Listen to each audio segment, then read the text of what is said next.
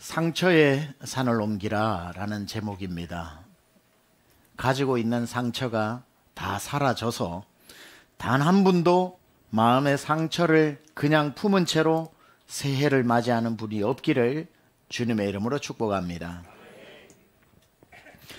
오늘 제가 좋아하는 정호승 시인의 제가 좋아하는 시 내가 사랑하는 사람이라는 시로 시작해 보려고 합니다.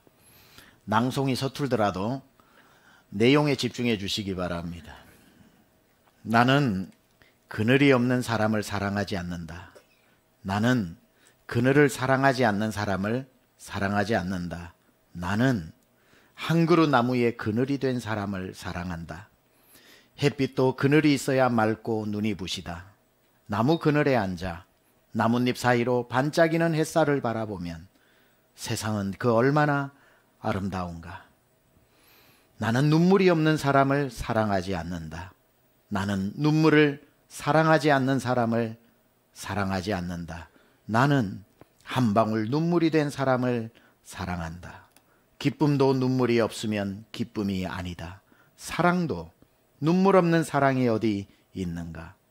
나무 그늘에 앉아 다른 사람의 눈물을 닦아주는 사람의 모습은 그 얼마나 고요한 아름다움인가. 여기에 나오는 식구 중에 나는 그늘이 없는 사람을 사랑하지 않는다 라는 표현이 나오는데 시인이 반어법으로 쓴 것 같아요. 나는 모든 사람을 사랑한다 라고 하는 표현을 나는 그늘이 없는 사람을 사랑하지 않는다고 표현한 것 같아요. 왜냐하면 세상에 그늘 없는 사람이 어디 있겠습니까? 모든 사람이 그늘을 가지고 있기 때문에 나는 모든 그늘을 가진 사람을 사랑한다는 표현을 그늘 없는 사람은 사랑하지 않는다고 표현했겠죠. 여러분에게도 그늘이 있고 다른 말로 하면 상처가 있고 우리 모두는 저마다의 그늘을 가지고 살아갑니다. 존 오트버그라고 하는 목사님, 작가이면서 설교자가 있는데 유명한 설교자입니다. 이분이 쓴 책 중에 이런 제목의 책이 있습니다. Everybody is normal till you get to know them 이라는 말이 있습니다. Everybody is normal. 무슨 말입니까? 모든 사람은 정상이다. 언제까지? Till you get to know them. 당신이 그 사람의 진면목을, 그 사람을 제대로 알기 전까지는, 이 뜻입니다. 사람을 제대로 알기 전까지는 다 우리 눈에 정상으로 보이고 상처 없이 보이고 그늘 없이 보이지만 조금만 그런가 하여 다가가서 몇 마디 나누어 보면 상처가 있고 저마다의 그늘을 가지고 있다는 겁니다. 그늘 없는 사람은 어디 있습니까? 웃고 있다고 웃는 겁니까? 환하게 큰 소리로 웃어도 그 뒤에는 눈물이 흐르는 사람이 얼마나 많습니까? 밤새도록 울다가 어느새 밝아온 아침 눈물을 훔치고 화장을 하고 지난밤 아무 일도 없었다는 듯이 웃으면서 하루를 시작하는 사람 얼마나 많습니까? 상처를 숨기고자 유난히 특이한 웃음으로 웃는 사람, 나는 아무 문제 없다는 듯이 지나치게 큰 소리로 말하는 사람, 자기의 과거의 상처를 숨기기 위해 화려한 옷으로 감추는 사람, 다 상처를 감추기 위해서 애쓰고 있지만 상처 없는 사람은 없죠. 굳이 차이가 있다면 보는 즉시 보이는 상처가 있는가 하면 한참을 알고 한참을 얘기해야 비로소 보이는 상처가 있는 정도의 차이겠죠. 그늘은 다 누구에게나 있지만 그늘이 있는 것이 꼭 나쁜 것만은 아닙니다. 그늘이 있어야 그늘의 사람의 눈물을 닦아줄 수 있기 때문에 상처를 알아야 다른 사람의 상처도 보이는 겁니다. 아파 본 사람이 아픈 사람이 아프다는 말을 더 잘 이해하고 정말 그늘을 경험한 사람이 그늘 밑에 앉아서 다른 사람의 그늘에 앉아 흘리는 눈물을 닦아줄 수 있는 겁니다.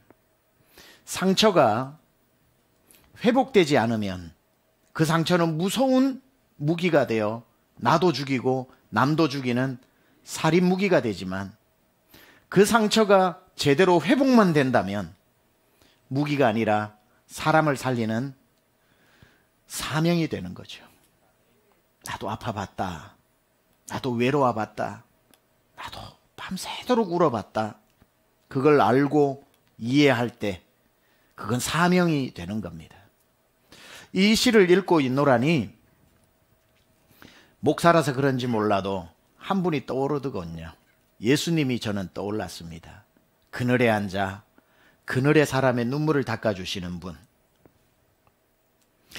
예수님은 이 땅에 사시는 동안 그늘의 사람이었습니다.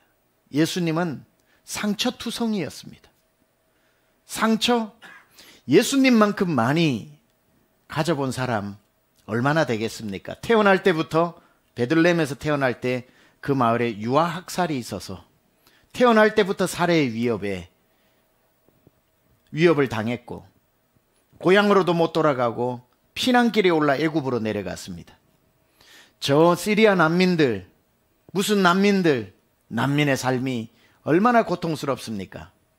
예수님 태어나자마자 난민자로 사셨고 청소년기에 고향으로 돌아와 사신 곳이 나사렛인데 나사렛에서 무슨 선한 것이 나겠느냐며 우범지대로 인식되어졌던 우범지역에서 청소년기를 보내시고 겨우 어른이 되어 이사를 왔다고 하는 곳이 갈릴리 호숫가에 있는 가버나움이라는 동네인데 그 뜻을 풀었으면 가난한 자들의 동네라는 뜻입니다. 우범지대에서 가장 못 사는 동네로 이사를 온 겁니다. 태어날 때부터 성년이 될 때까지 예수님은 모든 상처를 받을 수 있는 환경에서 자라나셨죠. 아버지 요셉의 이름이 태어날 때 언급된 것 외에 전혀 등장하지 않는 것으로 봐서 모든 학자들이 말하기를 아버지 요셉은 예수님 어릴 적에 돌아가시지 않았나 싶습니다. 그렇다면 꽤나 어린 나이 때부터 가정의 가장으로서 가정을 이끌어야 하는 책임 또한 얼마나 무거웠겠습니까? 그나마 사귄 친구들, 제자라고도 말할 수 있겠던 마음을 다 주었던 그들이 다 자기를 배신해버려 외로웠고 가는 곳마다 박수는커녕 입을 삐죽삐죽거리며 시기 질투로 언제 잡아 죽일지 모함하는 사람들 사이에 늘 노출되어 살아야 했던 예수님. 급기야 모함을 받아 온몸에 채찍에 맞아 살점이 걸레처럼 뜯어져 나가면서 골고다 언덕까지 끌려가 십자가 위에 흉악한 죄수들만 달린다는 십자가에 달렸습니다. 십자가에 달렸다는 것이 어떤 의미인가? 그때부터 죽은 예수님뿐이 아니라 남아있는 가족에게 얼마나 큰 고통인지 모릅니다. 저 집에는 말도 걸지 마라. 저 집 근처는 가지도 마라. 저 집에 십자가 달린 사람 나왔다. 흉악한 집안이라고 대대손손 이제 오명을 받아서 집 근처에도 사람들 못 가는 그러한 아픔을 겪는 십자가 위에 예수님 달려 흉악범이 죽는 그 모습으로 온몸의 상처 투성이가 되어 돌아가셨습니다. 두 손은 대못 자국이, 두 발은 대못 자국이, 허리에는 창 자국이, 물과 피를 다 쏟으면서 십자가 위에 발가벗겨져서 돌아가셨습니다. 그 십자가 앞에 우리가 나아가 그 십자가에 달린 예수님을 보고 있노라면 내 상처가 어떤 종류였든지 상관없이 내 상처가 예수님의 몸에 다 있는 것을 보게 됩니다. 외로워 상처 입은 사람도 십자가 위에 예수님 외로우셨고, 몸이 아픈 사람 십자가 위에 걸레처럼 너덜너덜해진 몸에 상처가 거기에 있고, 십자가 밑에 어떤 종류의 상처를 가지고 나와도 예수님 몸에 없는 상처가 없으니 예수님 몸에 있는 그 모든 상처는 알고 보면 우리의 상처를 짊어지고 십자가 위에 그렇게 달리신 것 아닙니까? 여러분, 여러분의 상처를 아무에게나 꺼내놔서는 안 됩니다. 사람들은 여러분의 상처를 이해할 것 같지만 다 이해 못합니다. 나 이런 아픔이 있어. 나 어릴 적 이런 일 당했어. 나 이런 일만 당하면 피가 거꾸로 솟아. 그랬구나. 진작 얘기하지 그랬어. 아유, 얼마나 힘들었니? 내 마음 다 알아주는 것 같은데 속이 시원해지고 뒤돌아설 때쯤 사람들은 입을 비쭉비쭉거리며 야, 쟤 저런 사람이래. 야, 난 몰랐다 저런 줄. 며칠 지나고 나면 쏟아놓았던 상처가 몇십 배로 증폭되어져서 나를 또 죽이고 또 사람들이 나를 멀리하게 되는 그런 칼과 같은 비수로 다가오니 섣불리 아무에게나 내어놓을 수 없는 게 상처입니다. 도대체 여러분의 상처를 내어놓아 후유증도 없고 내 상처 모두가 받아들여지는 곳, 이 세상 유일한 한 곳, 십자가 아래입니다. 십자가 밑에서 여러분의 상처를 다 쏟아 놓았을 때 십자가에 달린 예수님이 야, 나는 상처를 안 받아봐서 네 말이 무슨 말인지 모르겠다고 얘기하지 않고 내가 무슨 말을 하든지, 아니 말을 시작하기도 전에 내가 모르면 누가 알겠니? 나는 다 안다. 십자가 그늘 밑에서 그늘의 사람의 눈물을 닦아주는 분 예수님. 다른 데 가서 상처 해결받지 말고 십자가 그늘 밑에 나와 나보다 나를 더 잘 아시는, 나보다 나를 더 아파하시는 그분께 여러분의 상처를 쏟아내시기 바랍니다. 십자가 그늘 아래 나 있기 원하네. 저 햇볕이 뜨겁고 또 짐이 무거워. 저 광야 같은 세상을 나 방황할 때에 주 십자가의 그늘에 내 쉴 곳 찾았네. 세상 다 돌아다니다가 어디에서 내 상처를 내어놓을 곳을 찾았냐면 주 십자가의 그늘에 내 쉴 곳 찾았네. 오로지 주님 앞에 상처를 가지고 올 때 그 십자가에서 흘러내리는 보혈이 여러분의 상처를 치유할 줄 믿습니다. 예수님의 삶은 그래서 온통 그늘이었습니다. 우리의 모든 그늘을 이해하기 위해, 우리의 모든 상처를 이해하기 위해 그분은 상처투성이의 삶을 온몸으로 살아내신 겁니다. 그래서 그분 앞에 여러분이 상처를 설명할 때 야, 좀 더 자세히 얘기해봐라, 못 알아듣겠다 말씀하지 않고 우리가 이야기하는 그 어떤 종류의 상처라도 주님은 다 아시고 내가 알지 누가 알겠냐. 유명한 신학자 스탠리 하우어스가 이런 말을 했더군요. 사람들이 나의 약점을 보고 있을 때 예수님은 나의 상처를 보고 계시더라. 사람들은 내 상처를 약점으로 활용하지만 주님은 내 상처를 상처로 보고 계시더라는 거예요. 주님 앞에 설명해서 주님이 이해 못할 상처 없습니다. 히브리서 4장 15절이 이렇게 증언하고 있지요. 우리에게 있는 대제사장은 우리의 연약함을 동정하지 못하실 리가 아니요 모든 일에 우리와 똑같이 시험을 받으신 이로되 죄는 없으시니라. 여기에 우리에게 있는 대제사장 예수님은 우리의 연약함을 동정하지 못하실 분이 아니요. 왜 어떻게 동정을 하시는가? 모든 일에 우리와 같이 다 아픔을 겪으셨기 때문에 그분만이 우리를 치료하실 수 있는 겁니다. 그래서 헬린 아우엔이 그분을 이렇게 명명했지요. The wounded healer, 상처 입은 치유자. 그분은 온갖 상처를 다, 우리의 상처를 자기 몸에 짊어지고 상처를 입으셨으나 그분은 상처를 회복하고 상처에 머물러 있는 게 아니라 치유자가 되셨다는 것. 우리도 상처를 품고 상처에 골마져서 평생을 살아간다면 그 상처가 우리를 죽이는 칼이 되겠지만 이 상처 회복만 된다면 우리도 치유자가 될 수 있는 겁니다. 누구도 암으로 고통하는 분은 암에서 해방되고 암을 겪어본 분이 힘내라고 하는 말만큼 힘 있는 말이 어디 있겠습니까? 고통을 당해본, 똑같은 고통을 당해본 사람의 위로를 따라갈 위로가 세상에 어디 있겠습니까? 바로 우리 주님이 바로 그런 상처 입었으나 회복되어진 완전한 치유자이시니 그분이 달려 피 흘리신 십자가 앞으로 나아가 십자가 밑에서 여러분의 모든 상처가 오늘 회복될 수 있기를 축복합니다. 마르티노 성인에게 마귀가 그리스도의 형상을 하고 나타났답니다.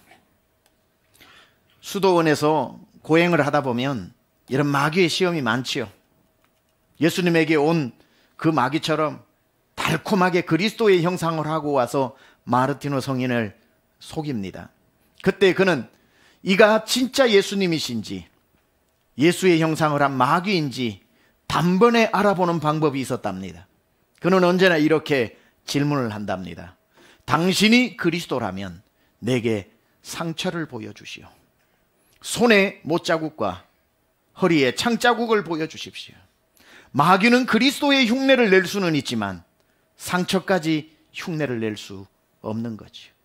손에 못자국이 있고 발에 못자국이 있고 허리에 창자국이 있다면 그는 그리스도, 날 위해 상처를 입으신 그분이 그리스도라는 뜻입니다.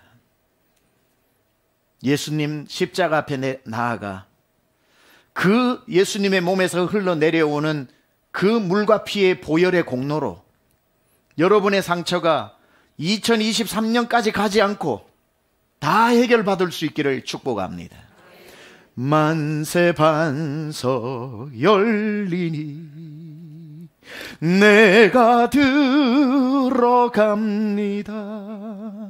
창에 허리 상하여 물과 피를 흘린 것 내게 효험되어서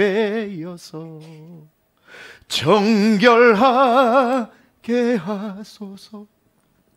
그분의 물과 피를 흘린 것 내게 효험되어서. 우리 주님의 보혈 외에는 우리의 상처를 완전히 씻을 그 무엇이 세상에 없기 때문에 여러분 십자가의 보혈로 여러분 모두 상처가 씻어지기를 축복합니다. 여러분에게는 어떤 상처가 있나요? 누구한테 받았습니까? 어떤 사건이 있었나요? 세상 살면서 받는 상처도 있고 교회 다니면서 받는 상처도 있어요. 전도하러 나가보면 예수 안 믿는 사람보다 더 자주 만나는 사람들이 교회 다니다가 상처 입어서 더 이상 교회 안 나가는 사람을 많이 보게 됩니다.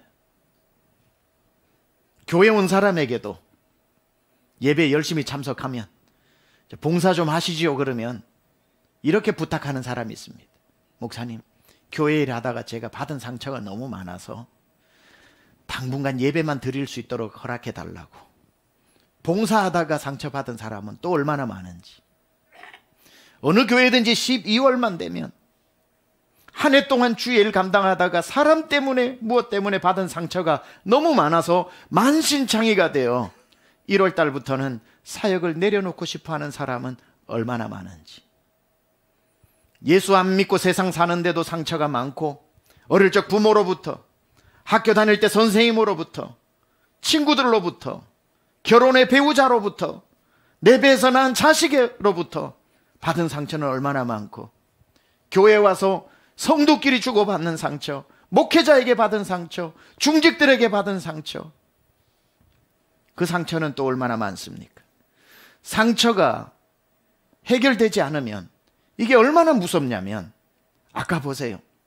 상처 때문에 교회를 안 나가게 되고, 상처 때문에 금쪽같이 남아있는 내 인생을 주님 앞에 쓰임받지 못하도록 봉사를 못하게 하고, 이놈의 상처가 교회도 못 가게 나를 묶어버리고, 봉사도 못하게 손발을 묶어버리고, 하던 일도 내려놓게 만들어 상급도 뺏어가고, 상처 하나가 상처 때문에 아무일도 못하게, 밖으로도 못 나가 두문불출하게 해서 대인기피증까지 이제 난 사람 못 만나, 아무것도 아닌 것 같은 이 상처 품고 살다가는 주의 일도 못하고 교회도 못 나가고 사람도 못 만나고 자기를 얼마나 죽이는 무서운 무기가 되는지 모릅니다.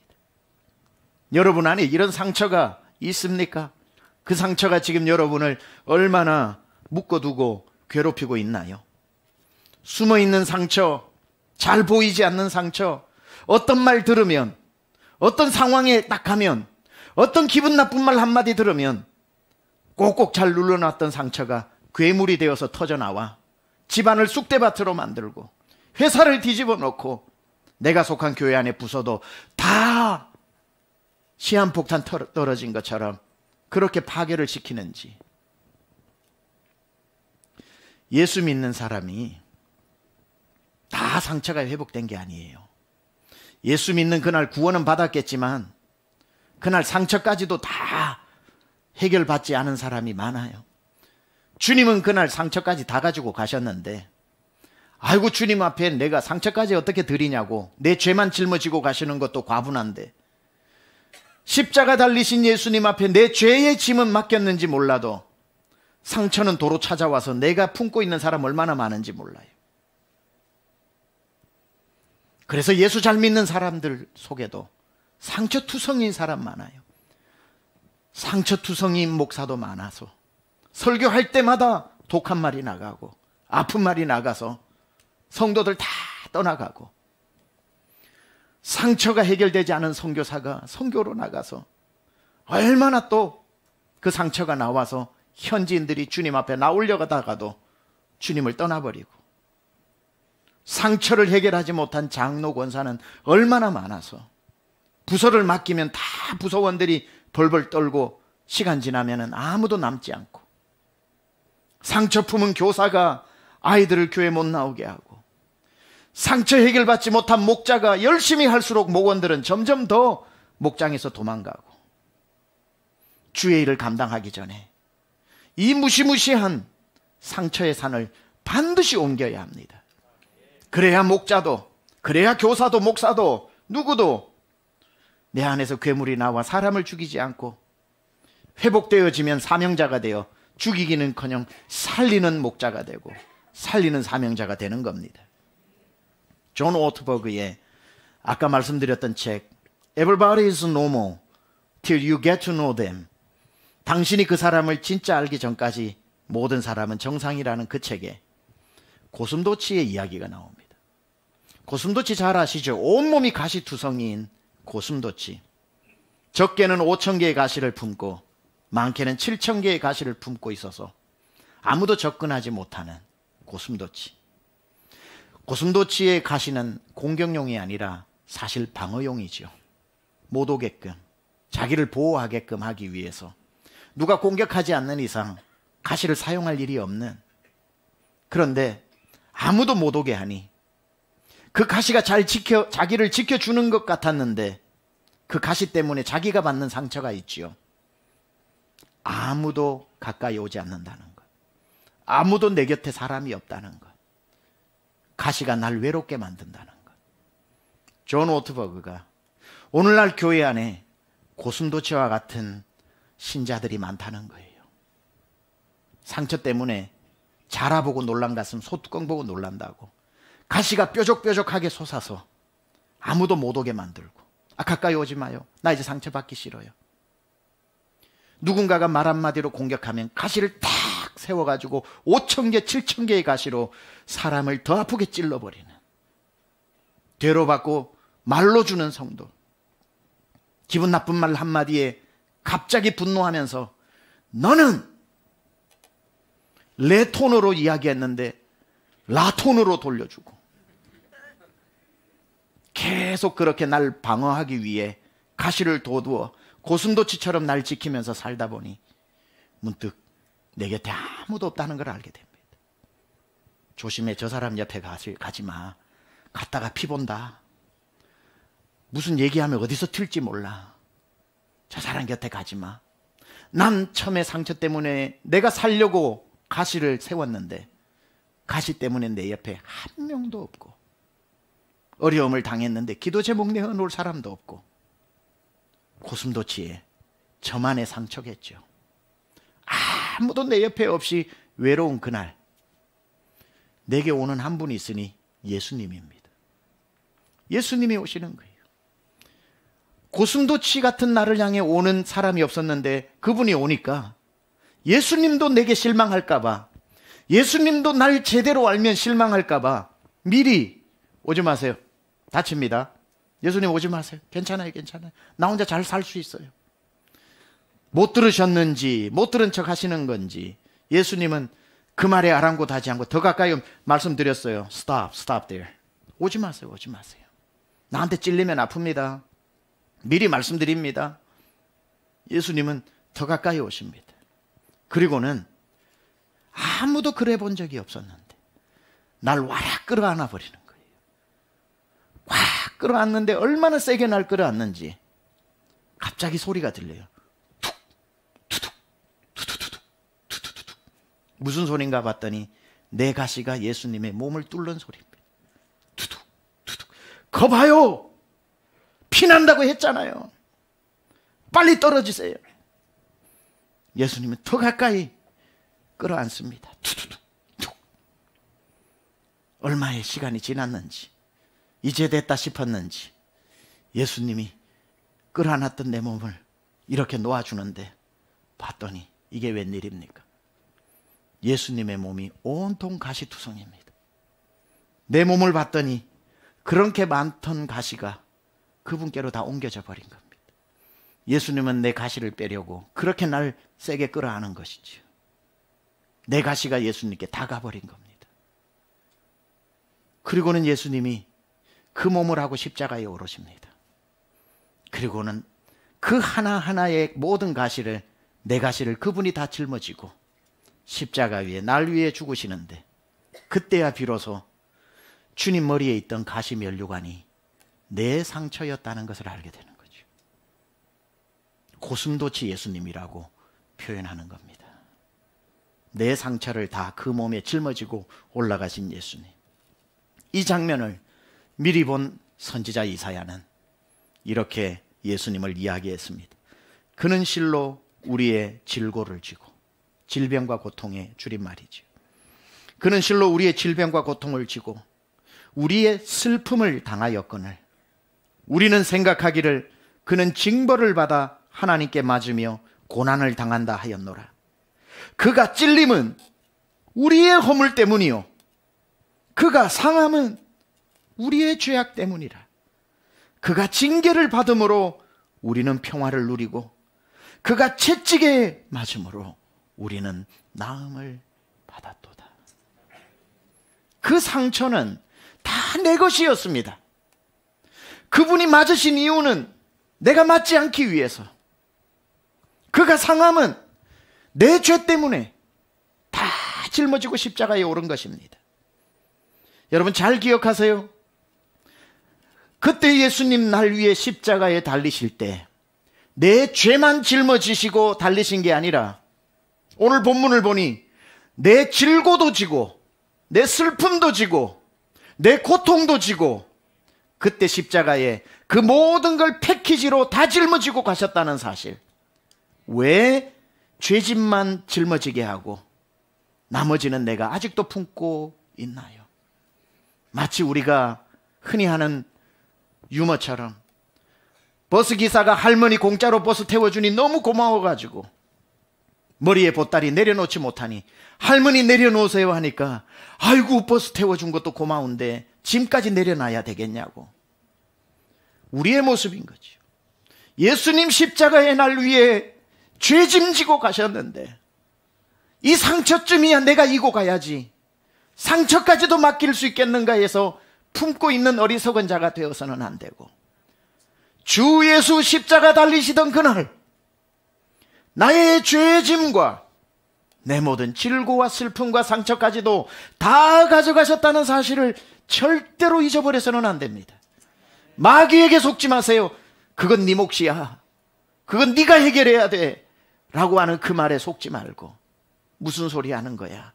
주님 십자가 달리시던 날 이사야서에서 말씀한 것처럼 그는 질병과 고통을 짊어지고 우리의 슬픔도 짊어지고 멸시와 천대도 짊어지고 몸에 난 상처, 영혼에 난 상처 다 짊어지고 그날 십자가 위에 다 감당하셨다고.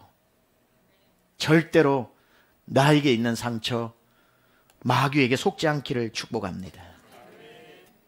주님 해결한 상처를 왜 품고 있냐 이 말이. 여러분, 제가 시 한 줄로 된 시가 있어요. 한 줄로 된 시가 있는데 한 줄로 된 시를 읽어볼 테니까 제목을 맞춰보세요. 알고 있는 분은 절대 말하지 마세요. 반칙입니다. 모르는 분만 이 시를 읽고 제목을 맞추신다면 제 책을 선물해 드리도록 하겠습니다. 알고 있는 분은 죄송하지만 자격 미달입니다. 오늘 맞추시면 안 돼요. 제가 시를 읽어 드리겠습니다. 한 줄로 끝나는 시입니다. 어제의 상처를 내일로 가져가지 않는다. 끝입니다. 이게 어제의 상처를 내일로 가져가지 않는다. 제목이 뭔 것 같아요? 제목은 안티프라민입니다. 제목이 안티프라민입니다. 야, 기가 막힌 시죠. 제목 안티프라민. 시 어제의 상처를 내일로 가져가지 않는다. 멋진 말입니다. 맞아요.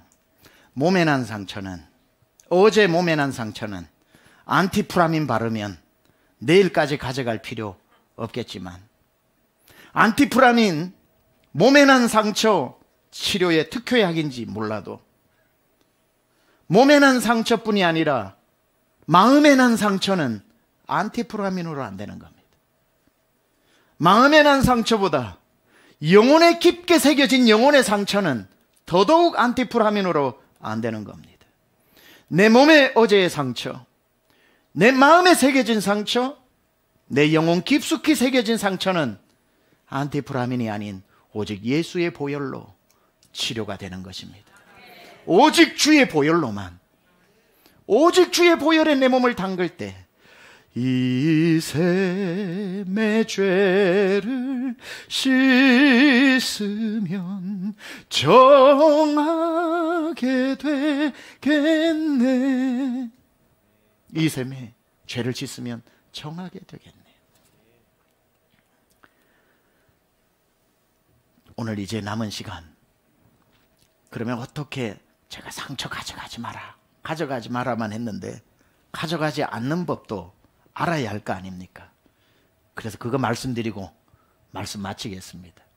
한번 제가 여러분에게 이 경험담을 얘기했고, 부흥회를 다닐 때도 가끔씩 쓰는 예화입니다만은, 제가 한국으로 부임하고 한 1년쯤 될 때 제주도에 목회자 세미나가 있어가지고 부부가 같이 갔습니다. 서귀포에서 세미나를 하던 중이었는데 일정이 꽤나 빡빡했는데 반나절 자유시간을 줘서 아내와 제가 운전을 하고 그 제주도 구경 한번 하자고 21년 만에 왔으니까 운전하고 나가는데 효돈 지역이라고 하는데 감귤이 유명하더군요. 효동 감귤.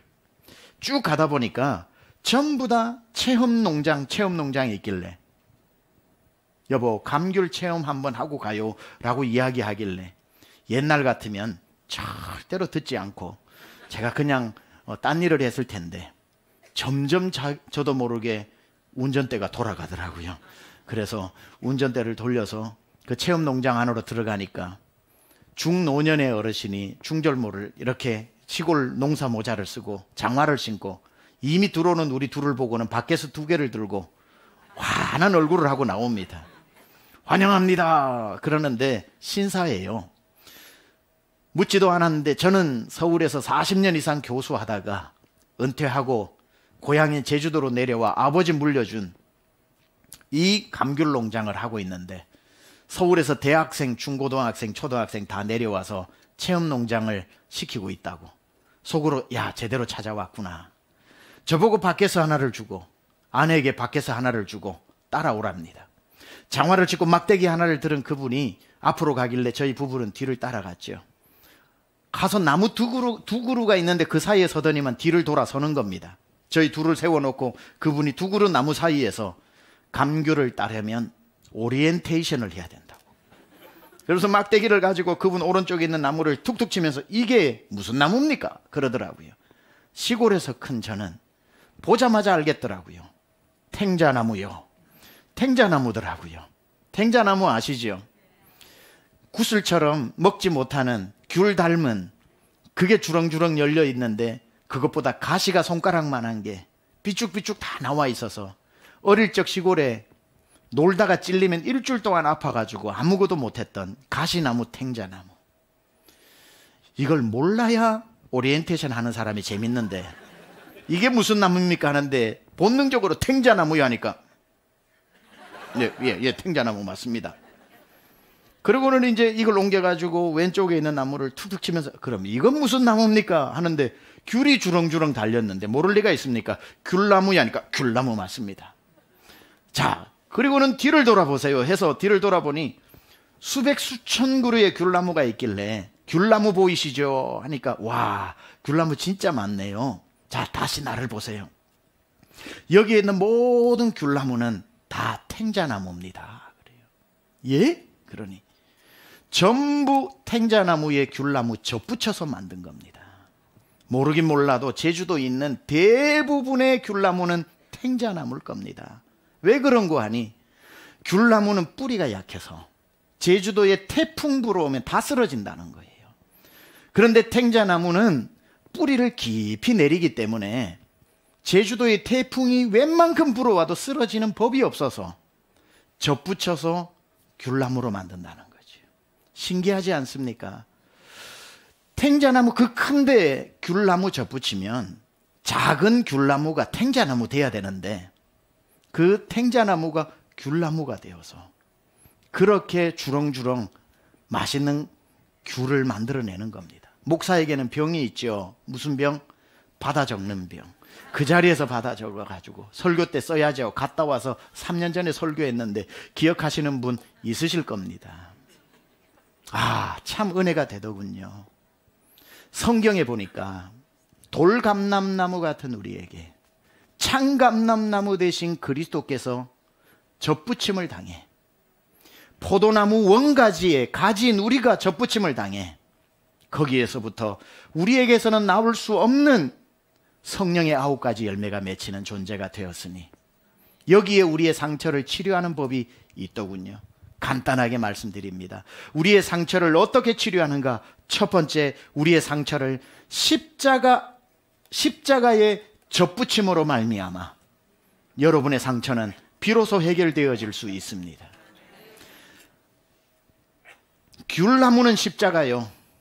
탱자나무는 여러분인데 탱자나무 같은 내 인생 홀로 서 있으면 가시밖에 돋치지 않겠지만 탱자나무 같은 내 인생이 십자가 나무에 접붙일 때 내 삶에도 성령의 9가지 열매 맺혀지고 십자가 예수의 보혈이 내 안으로 수혈되어 들어옴으로 말미암아 어떤 상처도 녹아내는 겁니다.